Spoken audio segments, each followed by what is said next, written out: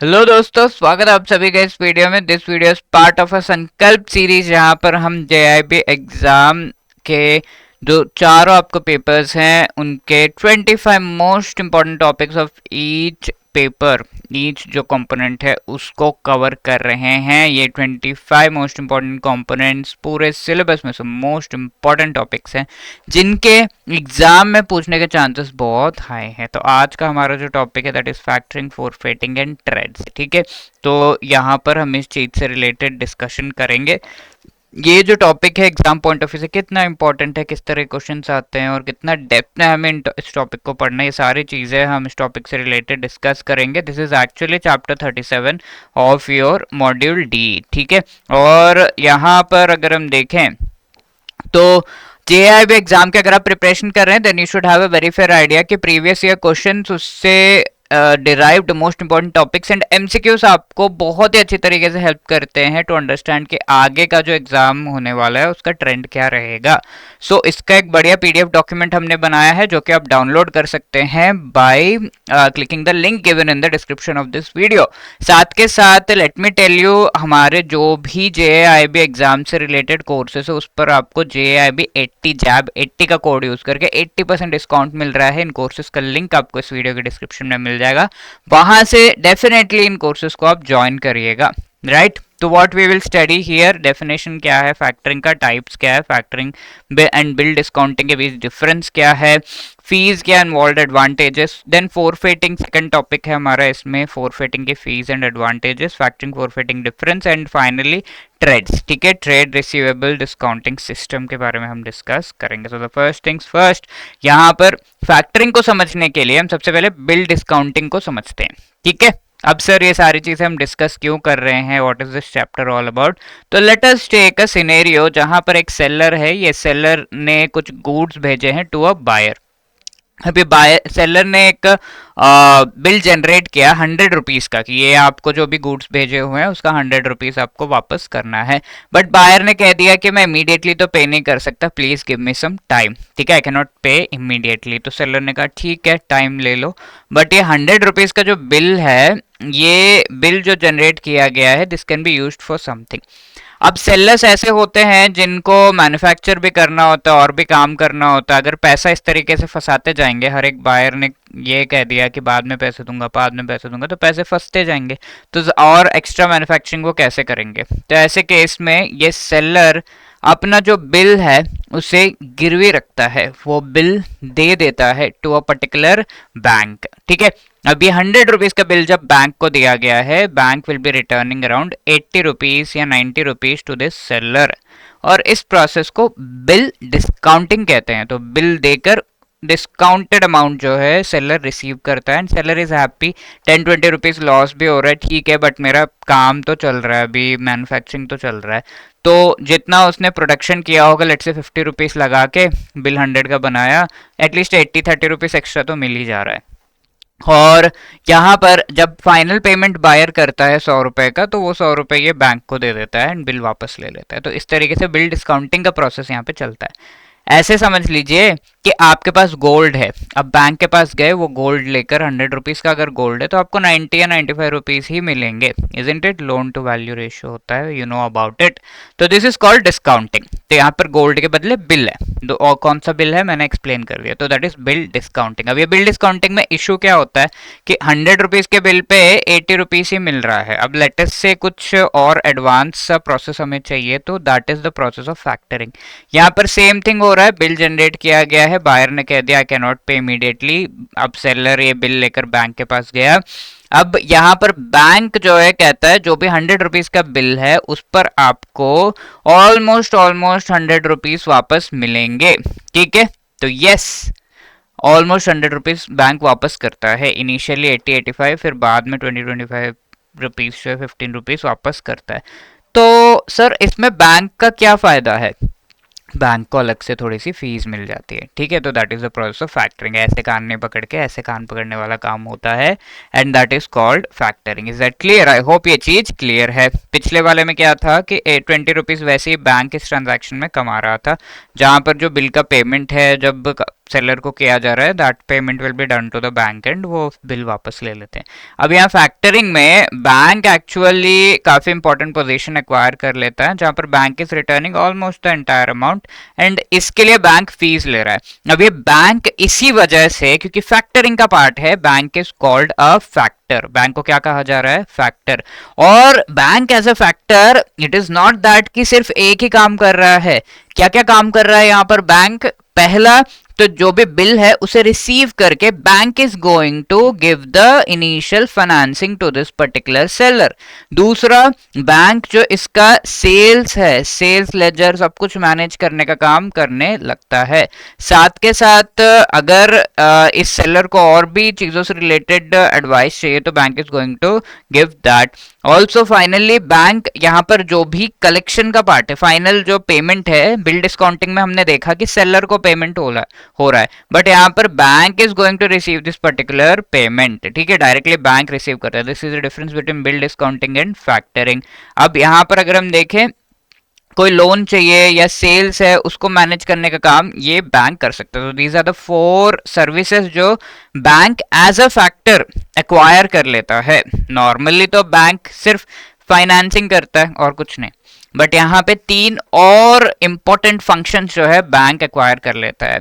Sales हो गया, फिर किस तरीके से अगर इसको जो सेलर है उसे कोई क्रेडिट लोन वगैरह चाहिए वो, और इन चीज़ों से रिलेटेड MIS रिपोर्ट भी प्रिपेयर करना, मैनेजमेंट इंफॉर्मेशन सिस्टम रिपोर्ट, आपने अपने बाकी RBWM वगैरह में पढ़ा होगा। तो that report is also prepared, जिसमें डिटेल्स होते हैं इन चीज़ों के। तो सेलर को कुछ भी इन चीज़ों से रिलेटेड टेंशन लेने की जरूरत नहीं होती है। साथ के साथ final collection of that particular money is also done by the bank. ठीक है, तो बैंक एक इंपॉर्टेंट रोल प्ले कर रहा है, that is why bank is called a factor in this case. Is that clear?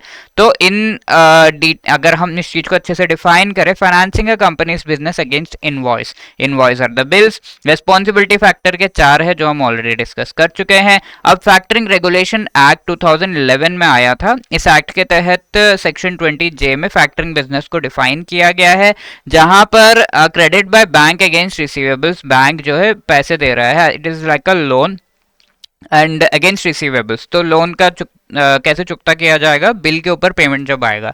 And यहाँ related to agricultural produce ये particular process नहीं किया जा सकता। Okay, so this can not be done related to the agricultural produce. बाकी चीजों से related ही factoring business कर सकते हैं। तो जो सेलर है वो एग्रीकल्चरल बिजनेस में हो तब ये फैक्टरिंग वगैरह नहीं चलेगा। अब 2 तरह के फैक्टरिंग होते हैं, विथ और विदाउट रिकोर्स। अब ये बैंक इतना सारा काम कर रहा है तो bank can is at very big loss, because bank almost 100 rupees जो सेलर उसे दे भी दे रहा है। अब लेट्स से बायर ने पेमेंट भी नहीं किया, तो लॉस किसका होगा? बैंक का होगा। तो ऐसे केस में बैंक अगर चाहे, अगर ये विथ रिकोर्स है, ऐसे में ये होगा बैंक कहेगा कि भाई बायर ने तो पेमेंट नहीं किया, मेरे पैसे वापस करो, तो seller has to return the money.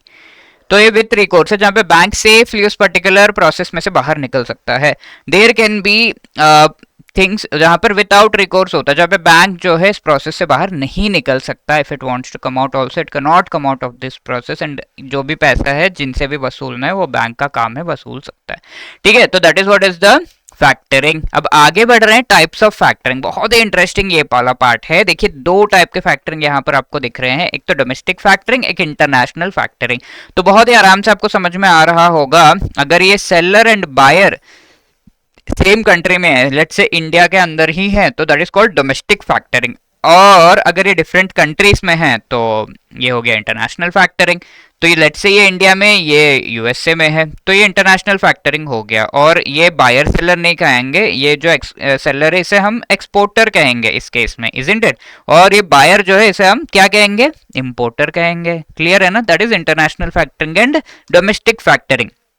अब डोमेस्टिक फैक्टरिंग के जो टोटल टाइम पीरियड है, इवन इंटरनेशनल फैक्टरिंग में भी अप्लाई कर रहा है, बट इंडिया के केस में डोमेस्टिक फैक्टरिंग अगर हम देखें तो टोटल टाइम पीरियड 90 डेज का होता है। इवन इंटरनेशनल फैक्टरिंग भी मोस्टली 90 डेज का होता है, बट इंडिया के केस में जो डोमेस्टिक फैक्टरिंग है उसमें थोड़ा सा ग्रेस पीरियड भी मिलता है। 90 प्लस 60 डेज इफ रिक्वायर्ड मिलता है, तो इन टोटल 150 डेज का होता है। बट एग्जाम में अगर आपको पूछा जाए तो 90 days is the time period. तो आप मुझे बताइए फैक्टरिंग का जो प्रोसेस है ये शॉर्ट टर्म है, मीडियम टर्म है या लॉन्ग टर्म है?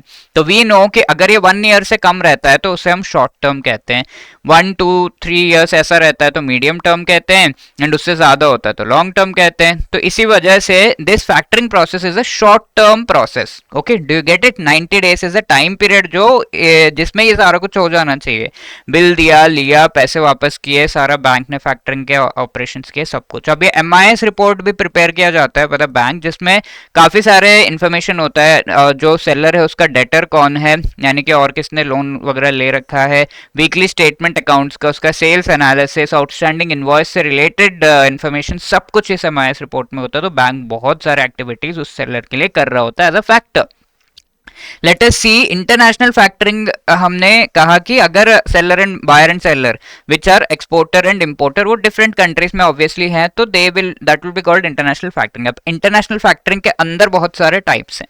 Already with recourse and without recourse factoring हमने देख लिया, ये एक टाइप ऑफ क्लासिफिकेशन है। विथ रिकोर्स में बैंक बाहर आ सकता है प्रोसेस से, विदाउट रिकोर्स में नहीं। अब इंटरनेशनल फैक्टरिंग के टाइप्स देख लेते हैं। तो the first one is a 2 factor system. तो यहाँ अब ये इंटरनेशनल हो चुका है, एक्सपोर्टर है, इंपोर्टर है। यहाँ पर तो हमने देखा एक ही बैंक है, ठीक है, इससे सारी डीलिंग चल रही है। तो इंडिया के अंदर अंदर चल रहा है, किसी कंट्री के अंदर डोमेस्टिक फैक्टरिंग में चल जाता है, बट इंटरनेशनल फैक्टरिंग में भाई रिक्वायर्ड है कि 2 फैक्टर्स यहाँ पर हो, ठीक है। तो 2 factor सिस्टम में देयर आर 2 factors ऑब्वियसली, एक इंपोर्ट फैक्टर होता है इंपोर्टर के साथ, एक एक्सपोर्ट फैक्टर होता है। मोस्टली बैंक्स या फाइनेंशियल इंस्टीट्यूशंस ये होते हैं, एंड ये फैक्टर्स चारों के चारों प्रोसेसेस करते हैं जहां जो भी रिक्वायर्ड है, prepayment, sales ledger management, credit protection and collections, ठीक है। अब single factor system second type of international factoring है। अब ये देखिए थोड़ा सा अलग है। अब ये यहाँ पर इंपोर्ट फैक्टर को हमने थोड़ा सा ब्लैक एंड व्हाइट कर दिया है। क्या मतलब है इसका? सिंगल फैक्टर सिस्टम में भी दोनों फैक्टर्स अवेलेबल तो रहेंगे, but the import factor will be dormant, ठीक है, हिडन होगा। इंपोर्ट फैक्टर को तभी इन्वोक किया जाएगा जब इंपोर्टर ने डिफॉल्ट कर दिया हो, ठीक है। प्रोसेस समझते हैं। यहाँ पर सबसे पहला प्रोसेस क्या है? सप्लायर जो भी सेलर है, एक्सपोर्टर है, वो एक्सपोर्ट फैक्टर के साथ फैक्टरिंग एग्रीमेंट कर लेता है। फिर जो भी गुड्स है वो बायर को, जो इंपोर्टर है उसको सेंड कर देता है। अब इसके बाद जो रिसीवेबल्स है यानी कि बिल्स जो जनरेट किए हैं सप्लायर ने, एक्सपोर्ट फैक्टर को थमा देता है कि भाई मुझे इस पे पेमेंट कर दो। अब फंडिंग हो जाता है, बिकॉज इन्होंने पहले ही एक एग्रीमेंट कर रखा है, तो एग्रीमेंट के बेसिस पर एक्सपोर्ट फैक्टर सारी फंडिंग पैसा जो है पेमेंट कर देता है जो भी required, and finally buyer payment कर देता है टू द एक्सपोर्ट फैक्टर। अब लेटस से ये प्रोसेस में कुछ दिक्कत आ गई, तो ऐसे केस में payment by the buyer to the exporter हो रहा है। अब अगर ये पेमेंट 90 डेज के अंदर अंदर नहीं हो रहा है, तो ऐसे केस में क्या होगा? ये इंपोर्ट फैक्टर को इन्वोक किया जाएगा कि भाई जाओ देखो कि ये बायर के साथ चल क्या रहा है, इंपोर्टर के साथ जाकर देखो और ये पैसे वसूल कर लेकर आओ। और जब ये पैसे वसूल कर लेकर आता है एंड पेमेंट करता है to the export factor, and that is the last process. तो इंपोर्ट फैक्टर यहाँ पे अवेलेबल रहता तो है, लेकिन उसे कुंभकर्ण की तरह सो रहा होता है, तो उन्हें जगाया नहीं जाता है बीच में। जब इंपोर्टर डिफॉल्ट करेगा तभी इंपोर्ट फैक्टर को इन्वोक किया जाता है। Is that clear? That is what is called a single factor system, although both factors are there, ठीक है। नेक्स्ट में तो बहुत ही सिंपल है ये फैक्टरिंग सिस्टम, जहां पे डायरेक्ट एक्सपोर्ट फैक्टरिंग सिस्टम, सारा का सारा एक्सपोर्ट फैक्टर के थ्रू सारा प्रोसेस यहाँ पे चल रहा है, ठीक है। तो there is only export factor, import factor available नहीं है, राइट। इसी तरीके से डायरेक्ट इंपोर्ट फैक्टर सिस्टम होता है जहां पर इंपोर्ट फैक्टर जो है अवेलेबल है बट एक्सपोर्ट फैक्टर नहीं होता। तो ऐसे ये चीज़ है, यहाँ पे ये 3 ही लोग होते हैं, 3 parties are there in the direct export and direct import factoring system. Now coming to bill discounting and factoring, इसके डिफरेंसेस क्या है? इनिशियली हमने डिस्कस किया था ना। सबसे पहली बात, स्ट्रॉन्ग बैलेंस शीट रिक्वायर्ड है जो भी बैंक ये बिल डिस्काउंटिंग कर रहा है, बिकॉज यहाँ पर हो ये रहा है बिल डिस्काउंटिंग में एसेंशियली देखिए जो बायर है वो डायरेक्ट पेमेंट सेलर को करता है फाइनली, एंड उसके बाद बैंक को मिलता है। बैंक ने तो अपना पैसा जो भी है सेलर को दे दिया, बट ये पेमेंट यहां से जाके यहाँ पे आ रहा है कलेक्शन, तो ये डिफिकल्ट हो जाता है कि बस सेलर डेली कर दे या फिर कुछ है, तो बैंक को तो लटके रहना पड़ता है। तो that is why it has to have a strong balance sheet, यानी कि इसके फाइनेंशियल क्रेडेंशियल्स अच्छे चल रहे हो, then only it is good. Collateral भी होना चाहिए। और ये यहाँ फैक्टरिंग में क्या होता है, ये जो बायर है सेलर को पेमेंट नहीं करके bank which is acting as a factor उसको डायरेक्ट पेमेंट करता है, दैट इज द कलेक्शन। तो वीक बैलेंस शीट यानी कि थोड़ा ऊपर नीचे भी चल रहा हो तो चलेगा, but the payment is directly coming to the bank या फैक्टर। और ये विथ रिकोर्स होता है, जहां पे बैंक हमेशा बाहर निकल सकता है, ये विदाउट रिकोर्स भी होता है फैक्टरिंग। ये कलेक्शन जो है फाइनली एक्सपोर्टर का जॉब है, यानी फाइनल मनी जो है एक्सपोर्टर कलेक्ट करता है एंड देन बैंक को देता है। यहाँ कलेक्शन फैक्टर का जॉब है, अंडरस्टूड ना। ट्रांजैक्शन बेस्ड फाइनेंसिंग है, accounts receivable ledger based financing है। तो यहाँ पर फीस जो मिलती है, यहाँ पे तो कोई फीस नहीं मिलती, यहाँ जो बिल जनरेट किया गया 100 एंड इसने जो पेमेंट किया 80, इसका डिफरेंस 20 रुपीज बैंक अर्न करता है। और यहाँ पे क्या होता है, जो काम किया जा रहा है सारा कुछ, अभी हम आगे फीस का डिस्कस करेंगे तो वहां पर वी विल सी कि जो सारा जो वर्क किया जा रहा है उसके लिए फीस लिया जा रहा है। पहले तो फाइनेंसिंग, दो काम मेनली बैंक कर रहा है, फाइनेंसिंग का, कलेक्शन, एंड साथ में बीच में और भी एक्टिविटीज जो सेलर है उसके लिए निभा रहा है। तो ये सारे एक्टिविटीज सर्विसेज हैं जो फैक्टर प्रोवाइड कर रहा है, तो इन सर्विसेज के लिए भी अलग से फीस लेता है। तो that is called account receivable ledger based fees. Mode of financing है ये, यहाँ पर complete receivable management, MIS preparation, collection, credit insurance, सब कुछ जो है फैक्टरिंग के द्वारा किया जाता है। बिल डिस्काउंटिंग में कोई भी डेट असाइन नहीं होता, यानी कि यहाँ पर किसी भी तरीके से जो बिल तो दे दिया जाता है लेकिन कलेक्शन फाइनली जो है वो इस बैंक का काम नहीं है, यानी कि डेट असाइन नहीं हो रहा है कि भाई तुम देख लो, अब मुझे कोई मतलब नहीं है, ऐसा कुछ नहीं है। ये अभी भी पूरा प्रोसेस जो है सेलर के हाथ में ही रहता है। तो the assignment of the debt, यानी कि लोन को बैंक को असाइन नहीं किया जाता, यहाँ पर पूरा लोन ही असाइन कर दिया जाता है। लोन क्या है, यहाँ पर बायर ने लेट से देना है पैसा, तो that is kind of loan, तो वो पूरा बैंक को असाइन कर दिया जाता है कि तुम देख लो। तो कलेक्शन बैंक फिर करता है। So assignment of debt happens in factoring. Clear है ना। और फीस क्या क्या इन्वॉल्व है, जैसा मैंने आपको बताया, एक तो फाइनेंस चार्ज जो कि इनिशियली 100 रुपीज के बिल पे 80 rupees payment and then later on 20, वो फाइनेंस का चार्ज है। And then service fees is, बाकी जो एक्टिविटीज है, सर्विसेज जो प्रोवाइड किए गए हैं उनका भी फीस लिया जाता है बाय दिस पर्टिकुलर बैंक। ठीक है, जो भी फैक्टर बनता है यहाँ पर। और ये service fees 0.1 to 0.3% of total invoice, 100 rupees है तो उसका 0.1 to 3% होता है, 1000 है तो 1 रुपी 3 रुपी ऐसा करके आपका जो सर्विस फीस है वो रहेगा। ठीक है, तो ये सर्विस, डिफरेंट सर्विसेज जो प्रोवाइड किए जा रहे हैं उनके बेसिस पर रहता है, जितना ज़्यादा सर्विसेज उतना ज़्यादा फीस। एडवांटेजेस क्या है फैक्टरिंग के, कॉस्ट, लो कॉस्ट पे ये सारा कुछ प्रोसेस जो है चल रहा है, राइट। तो आपको बहुत ज़्यादा पैसा, एक थोड़ा बहुत फीस दो एंड देन ये चल जाता है। बिल डिस्काउंटिंग में ज़्यादा जो है खर्चा होता है, बैंक को ज़्यादा कमीशन वगैरह देना पड़ता है। इंस्टेंट फाइनेंस प्रोवाइड हो रहा है आपको, 80-85 रुपीज़ इंस्टेंटली मिल रहा है, बाकी पैसे बाद में। As a seller low margin है, आपको कोई खास कमीशन वगैरह देने की ज़रूरत नहीं है, फीस कम ही रहता है which is given to the particular banker. ठीक है, बैंक ग्रेस पीरियड भी यहाँ पर अवेलेबल है 60 डेज का, तो that is a very good thing. 90 days normally होता है बट 60 डेज का ग्रेस पीरियड भी है। MIS report, sales ledger management, payment वगैरह सब कुछ हैजल फ्री जो सेलर है उसके लिए चलता है, क्योंकि बैंक सारा कुछ हैंडल कर रहा है। और ऑपरेटिंग साइकिल भी बेटर है बिकॉज पेमेंट्स जो है टाइमली आ जा रहे हैं because of the bank making the payment. Next process is forfaiting. अब फैक्टरिंग समझ में आ गया, similar thing is forfaiting, but forfaiting में जो पेमेंट है 100% पेमेंट इनिशियली ही जो फोरफेटर है वो दे देता है। ये फैक्टर के जैसा है, एक बैंक सा एक फाइनेंशियल इंस्टीट्यूशन है जो कि एक्सपोर्टर के साथ होता है, एंड ये फोरफेटर 100% पेमेंट एक्सपोर्टर को दे देता है। व्हाट इज द डिफरेंस, पहला तो 100% पेमेंट मिल जा रहा है initially only almost, and other thing is इसमें एक बैंक होता है जो कि इंपोर्टर के साथ होता है, that is called importers bank. अब ये बैंक का बहुत इंपॉर्टेंट रोल है। ये जो ट्रांजैक्शन है फोरफेटिंग का, ये मीडियम टू लॉन्ग टर्म का होता है। फैक्टरिंग हमने देखा था शॉर्ट टर्म है तो ज़्यादा उसमें रिस्क नहीं है, ये मीडियम टू लॉन्ग टर्म है। बीच में से कोई निकल गया, कुछ हो गया तो ऐसे केस में डिफिकल्टी हो जाएगी। तो वो रिस्क को रिड्यूस करने के लिए importer bank actually exporter importer सभी से जो भी डॉक्यूमेंट्स है उन्हें कलेक्ट करके उनकी चेकिंग अच्छे से कर लेता है, and it gives out something called a bill of exchange. और ये बिल ऑफ एक्सचेंज को हम एबलाइज्ड बिल ऑफ एक्सचेंज कहते हैं, जिसका मतलब है बैंक ने बढ़िया तरीके से सारे डॉक्यूमेंट्स को चेक कर लिया and it is giving out a bill of exchange which is a proof कि सारे डॉक्यूमेंट्स अच्छे से चेक हो चुके हैं एंड हम इस प्रोसेस में आगे प्रोसीड कर सकते हैं। Let me also tell you, ये इंपोर्टर बैंक के साथ कई बार EXIM bank, export and import bank of India, I hope you must be knowing about it, which is all India financial institution, ये भी इस एक्टिविटी को करके इंटरनेशनली जो बायर एंड एक्सपोर्टर इंपोर्टर उनको कनेक्ट करने का काम करता है। Because you may not know कि कौन सा एक्सपोर्टर अवेलेबल है, कौन सा इंपोर्टर अवेलेबल है to take the goods, to give the goods, तो इसमें एक्सिम बैंक हेल्प कर देता है एज एन इंपोर्टर बैंक कई बार। So as to arrange this particular thing, forfaiter से कोट ले लेता है कि कितना में आप कितना फीस लेकर आप ये पूरा प्रोसेस करोगे, inform the parties and carry out the transactions. ठीक है, तो यहाँ पर आई होप फोरफिटिंग क्लियर है, कैसे ये प्रोसेस चलता है।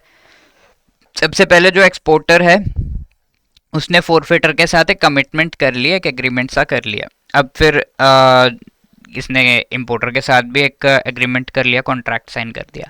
फिर तीसरी बात है कि सारे जो गुड्स है वो एक्सपोर्टर ने इंपोर्टर को सेंड कर दिए। ठीक है, फिर एक्सपोर्टर जो भी शिपिंग डॉक्यूमेंट्स है उन्हें सबमिट कर देता है। देखिए यहाँ पर काफ़ी इंपॉर्टेंट ये प्रोसेस है जहाँ पर सारे शिपिंग डॉक्यूमेंट्स एक्सपोर्टर इंपोर्टर के बैंक को सबमिट कर रहा है। अब ये चेक करता है इंपोर्टर का बैंक इंपोर्टर के साथ, और इससे भी कुछ डॉक्यूमेंट्स है, वेरिफिकेशन है, तो वो करेगा। अब दोनों एक्सपोर्टर इंपोर्टर से सारे इंफॉर्मेशन लेकर importer bank is going to prepare a avalised bill of exchange, जिसमें सारी चीजें कंफर्म हो जाती हैं कि सब कुछ ऑथेंटिक है। अब हम आगे बढ़ सकते हैं इस प्रोसेस के साथ। तो that is the co acceptance of the avalised bill of exchange.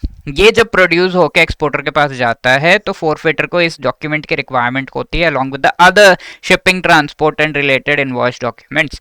तो सारे डॉक्यूमेंट्स फोरफिटर लेकर अब ये फाइनेंसिंग प्रोवाइड कर देता है। फोरफिटर अपना जो पैसा है वो दे देता है, और यहाँ बिल ऑफ एक्सचेंज जो है इंपोर्टर के बैंक को दिया जाता है फाइनली कि भाई ये आपने प्रोड्यूस किया था, अब मुझे इसका पेमेंट दे दो जब भी टाइम हो जाता है। अब ये पेमेंट फाइनली जो है दे दिया जाता है बाय द इंपोर्टर, एंड वो रिसीव कर लेता है फोरफिटर। आपको नीचे का पार्ट नहीं दिख रहा होगा, but we can not do anything. ये वाला जो है आप थोड़ा पीडीएफ से देख लीजिएगा, but I think I have explained everything properly. तो फाइनल पेमेंट आती है, वो पेमेंट फोरफिटर को दे दी जाती है, रिसीव कर ली जाती है। Is that clear? तो यहाँ पर एक सिक्योरिटी से होता है, इंपोर्टर का जो बैंक है वो ये सिक्योरिटी प्रोवाइड करता है। There are more differences. सबसे पहला फोरफिटिंग के साथ डिफरेंसेस अभी डिस्कस करेंगे, ये मीडियम टू लॉन्ग टर्म है ये चीज़ है। दूसरा एवेलाइज्ड बिल ऑफ एक्सचेंज दिया जाता है बाय द इंपोर्टर बैंक, जो एक इंपॉर्टेंट रोल प्ले करता है।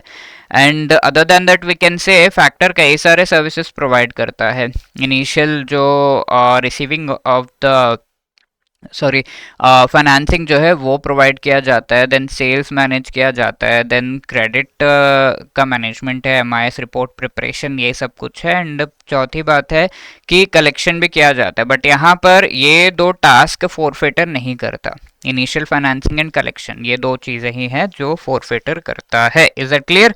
तो this is the thing, that is why fees जो यहाँ पे लगता है डिस्काउंटिंग फीस, यानी कि इनिशियल जो पेमेंट है वो इंटरेस्ट कॉस्ट इंटरनेशनल जो बेंचमार्क से उससे लिंक्ड है। पहले लिबोर था, अल्टरनेट रेफरेंस रेट से लिंक्ड है। एंड देन कमिटमेंट फीस की, हाँ भाई ये सारा प्रोसेस हम फाइनल तक करेंगे तो उसकी भी थोड़ी फीस होती है, 0.5 to 1.5% of the invoice per annum ये लिया जाता है। Okay, so this is the fees. Advantages क्या, फोरफिटिंग का ऑलमोस्ट 100% आपको फाइनेंसिंग मिल जा रही है।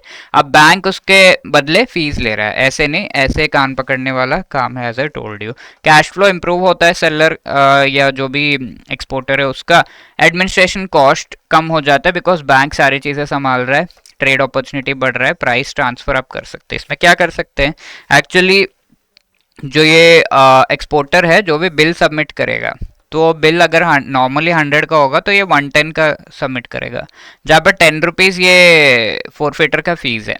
तो we are transferring the price to the importer कि भाई 110 का है ये पूरा प्रोसेस, क्योंकि इंटरनेशनल है तो ये पूरा, तो we are transferring the price. ठीक है, एक्सपोर्टर खुद से पैसे नहीं देके वो क्यों लॉस में जाए, उसने बिल में ही जोड़ दिया वो पैसा, and now importer is paying the entire thing. तो प्राइस ट्रांसफर होता है, रिस्क भी ट्रांसफर हो जाता है, इंटरेस्ट रेट रिस्क हो गया, करेंसी क्रेडिट रिस्क, पॉलिटिकल, ये डिफरेंट काइंड्स ऑफ रिस्क हैं जो कि ट्रांसफर, ये सारा रिस्क एक्सपोर्टर के सर पे होता है। क्योंकि अगर इंटरेस्ट रेट ऊपर नीचे हो गया तो उसका बिल का अमाउंट लेट से कम हो गया। करेंसी रिस्क, जहाँ पे करेंसी का एक्सचेंज रेट जो है ऊपर नीचे हो गया तो उसका बिल का अमाउंट जो रिसीव कर रहा है, क्योंकि वो डॉलर में रिसीव करेगा फिर उसको रुपये में कन्वर्ट करो, ऐसी चीज़ें चलती हैं तो उसमें लॉस हो सकता है। क्रेडिट रिस्क जहाँ पे सामने वाले ने पे ही नहीं किया, एंड पॉलिटिकल रिस्क दूसरे कंट्री में अगर कुछ दिक्कत हो गई तो वो सारा रिस्क अब बैंक के सर पर मत्थे हो जाता है। ठीक है, तो that is the advantages of forfaiting. Now the differences if we see, factoring ongoing open sales based ये प्रोसेस चलता है, बिकॉज सारा का सारा प्रोसेस जब फैक्टरिंग का चलता है, the factor has to coordinate continuously with the seller. Continuously बातचीत चलते रहती है, बिकॉज बहुत सारी चीज़ें सेलर के लिए कर रहा है। चार मैंने आपको फंक्शंस बताए, चारों के लिए कंटिन्यूस टॉक एंड ऑल चलते रहना होगा। बट फोरफेटिंग ऐसा नहीं है, इसमें सिर्फ दो चीज़ें हैं, एक तो पहला फाइनेंसिंग, दूसरा कलेक्शन। तो इसके लिए पूरा continuous talk and all is not required with the seller. हाँ, यहाँ पे एवेलाइज्ड एंड को एक्सेप्टेड बिल ऑफ एक्सचेंज जरूर रहता है, which is a new thing that the bank produces, जो इंपोर्टर के साथ है। फैक्टरिंग शॉर्ट टर्म है, ये मीडियम टू लॉन्ग टर्म है। ठीक है, ये हमने डिस्कस किया था। ये विथ या विदाउट रिकोर्स है, एंड फैक्टरिंग विदाउट रिकोर्स होता है, यानी कि यहाँ पे बैंक जो है इस प्रोसेस में से बाहर नहीं निकल आ सकता जब भी चाहे, बिकॉज ये एक इंटरनेशनल प्रोसेस है। बैंक बीच में निकल गया तो सारा प्रोसेस ही सब लटक जाएंगे। ठीक है, तो that is the thing. Continuous arrangement की रिक्वायरमेंट यहाँ पर है, यहाँ पे ऐसा कुछ जरूरत नहीं है।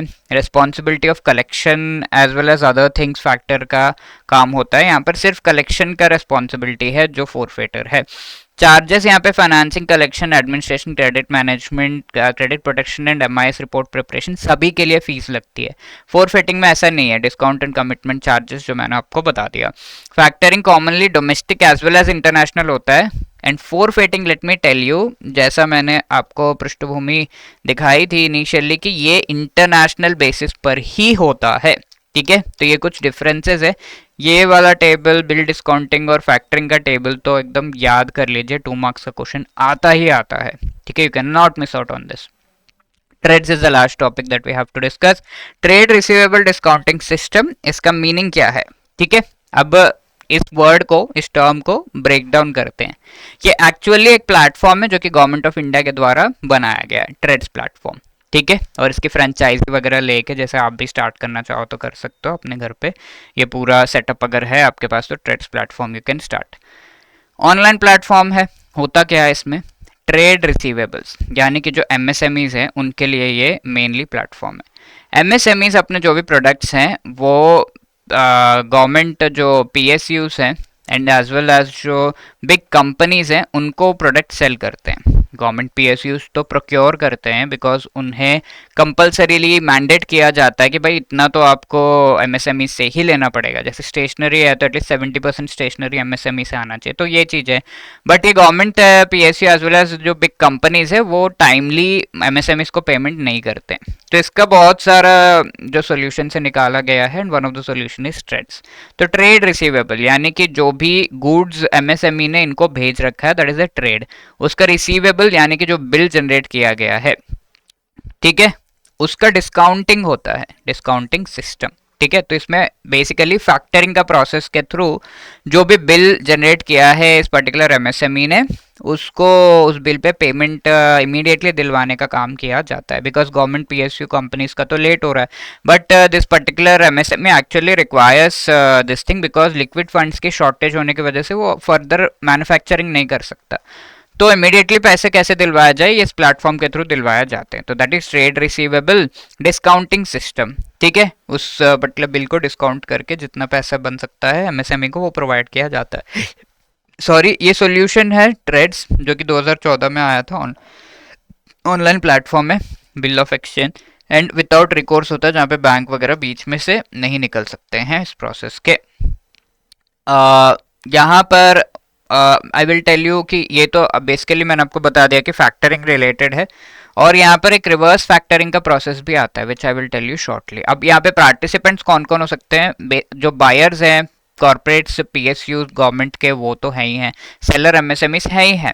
अब जब ये बिल जनरेट कर रहा है तो एक बैंक की भी रिक्वायरमेंट होगी ना, these are the financers, bank हो सकता है and non banking financial companies भी हो सकते हैं जो फैक्टर्स बनते हैं यहाँ पे। अब इस पूरे प्लेटफॉर्म को मैंने बताया कि आप भी स्टार्ट कर सकते हैं, यानी कि there has to be a demat service provider also, जो टेक्नोलॉजिकल बैकग्राउंड ये जो प्लेटफॉर्म है उसे चला रहे होते हैं। You can take the franchise and do it. Process कैसे चलता है इसका, जो सप्लायर है वो गुड्स एंड सर्विसेज जो गवर्नमेंट डिपार्टमेंट है उसको सप्लाई कर देता है, ठीक है। लेट्स से गवर्नमेंट डिपार्टमेंट के साथ चल रहा है तो सप्लाई कर दिया। अब पता है कि ये डिले करेगा तो जो भी बिल है ये ट्रेड्स प्लेटफॉर्म के ऊपर अपलोड कर देता है। लेट अस से the bill is of 100 rupees, upload कर दिया। बायर अब वेरीफाई करेगा कि ये बिल सही है या नहीं, वो वेरिफिकेशन के लिए पूछा जाता है, तो बायर विल कंफर्म, ठीक है भाई सही है, ओके ये कंफर्मेशन मिल गया। अब नेक्स्ट है, इस पर्टिकुलर बिल को फैक्टरिंग यूनिट्स में कन्वर्ट किया जाता है। तो 100 रुपीज़ का जो बिल है इसे पार्ट्स में डिवाइड कर दिया जाता है फैक्टरिंग यूनिट्स, जिससे लेट से एक 50 रुपीज़ का, एक 30 रुपीज़ का, एक 20 रुपीज़ का जो है पार्ट में डिवाइड कर दिया। अभी 50 रुपीज़ के ऊपर बिड्स लिए जाते हैं कि भाई कितना कौन दे सकता है। कई सारे बैंक्स हैं, एनबीएफसी से, they will bid and someone will say, किसी ने कहा 45, किसी ने कहा मैं 49 रुपीज़ दे दूंगा, क्योंकि डिस्काउंटिंग चलना है ना यहाँ पे। तो जो 49 वाला है let's say this is the best, तो एमएसएमई इसे इस बिड को सेलेक्ट कर देता है। ऐसे ही 30 पे 29, लेट्स से 20 पे किसी ने 18 कहा मैक्स टू मैक्स, तो इनको सेलेक्ट कर लिया जाता है with minimum amount of loss. Actually the payment जो है इसे मिल जाती है। तो ये बिडिंग करने के बाद जो फाइनेंसर्स की मैंने बात की थी, banks and non banking financial companies, bidding करने के बाद they actually make the payment to the MSME, ठीक है। अब ये पेमेंट एमएसएमई को मिल गई, राइट। अब फर्दर प्रोसेस क्या है, इसके अगेंस्ट फैक्टरिंग यूनिट्स के अगेंस्ट बिड्स आते हैं, फैक्टरिंग बिड एक्सेप्ट किया जाता है and financer and crediting supplier settlement instruction, जो भी पैसे है वो ट्रांसफर होते हैं। अब इसके बाद ट्रेड्स प्लेटफॉर्म और क्या जनरेट करता है, बायर एंड, ये वाला पार्ट भी आपको शायद दिखने रहा होगा but there was no space. अब यहाँ पे फाइनली क्या प्रोड्यूस करता है, अब ये गवर्नमेंट डिपार्टमेंट का पेमेंट रिसीव होना है ना, तो वो गवर्नमेंट डिपार्टमेंट अब डायरेक्टली ये जो फाइनेंसर्स है उनको पेमेंट करता है, तो उसका भी फाइनली ट्रेड्स प्लेटफॉर्म जो भी प्रोसेस है उसे जनरेट करता है, ठीक है। इंस्ट्रक्शन जनरेट करता है कि ये सारा प्रोसेस पेमेंट हो जाए। तो this is how the process runs. I hope it is clear.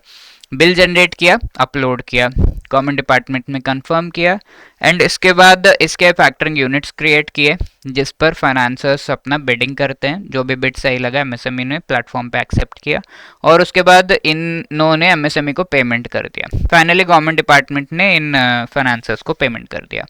अब कई बार ये होता है, यहाँ पर क्या हुआ, एमएसएमई ने अपने से बिल अपलोड किया है। कई बार ये होता है कि बिल जनरेट किया और गवर्नमेंट डिपार्टमेंट को दे दिया, गवर्नमेंट डिपार्टमेंट अपने से बिल जो है अपलोड करता है on the platform bye verifying it. So this is called a reverse factoring, ठीक है, क्योंकि उल्टा चल रहा है, सेलर यहाँ पे नहीं बायर ही अपलोड कर रहा है, तो उसे हम रिवर्स फैक्टरिंग कहते हैं। तो मोस्टली फैक्टरिंग जो है यही होता है over the TReDS platform. Sometimes reverse factoring में happen, but in the exam if they ask the question ये ट्रेड्स प्लेटफॉर्म किस प्रोसेस के ऊपर है, तो फैक्टरिंग ही लिखेंगे आप, ठीक है। तो यहाँ पे देखिए uploading invoice in the TReDS is a process of, तो दिया नहीं है कि कौन अपलोड कर रहा है, तो we will take for default की the bill is being uploaded by the seller MSME only. तो ये फैक्टरिंग है, रिवर्स फैक्टरिंग है, फोरफेटिंग है, रिफाइनेंसिंग है, तो obviously it is factoring, A is the right answer, ठीक है। जून का क्वेश्चन है।